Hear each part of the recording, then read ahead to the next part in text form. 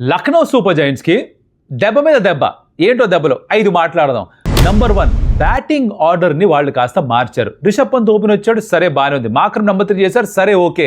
Nicholas Pooran number 5 పంపించారు, చూసారా?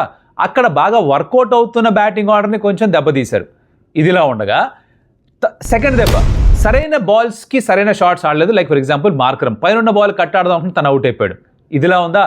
Number 3, wickets ఎక్కువ పడిపోయాయి కాబట్టి వాళ్ళు షాబాజ్ అహ్మద్ దింపాల్సి వచ్చింది. అంటే వాళ్ళు 1 బౌలర్ షాట్ దిగ్వేష్ రాఠీని ఆడించలేకపోయారు. ఇదో పెద్ద దెబ్బేగా. ఇదిలా ఉండగా నంబర్ 4 దెబ్బ ఎంగిడి రూపంలో వచ్చింది. ఆ స్లోర్ బాల్ ఏంటి మాస్టరు? నికోలస్ పూరన్ నట్ అవుట్ చేయడం ఏంటి అసలు? అలా బౌల్తో కొట్టించాడు ఏంటి? బాల్ ఎక్కడేసే అర్థం కలదు. ఏప్రిల్ ఫుల్ చేశాడు కదా ఫూల్స్ డే రోజు స్లోర్ బాల్ వేసి. లాస్ట్ది 4 వికెట్లు పడిన తర్వాత నెక్స్ట్ వికెట్ తీసుకోవడానికి వాళ్ళ దగ్గర బౌలర్ లేకుండా పోయాడు. ఇది చాలా పెద్ద దెబ్బ. 119 పార్ట్నర్షిప్ ఇచ్చేశారు సమీర్ రిజ్వీకి, స్టబ్స్కి. దాంతో మటాష్ మంగళగిరి అయిపోయిన match. Delhi Capitals first match గెలిచేశారు.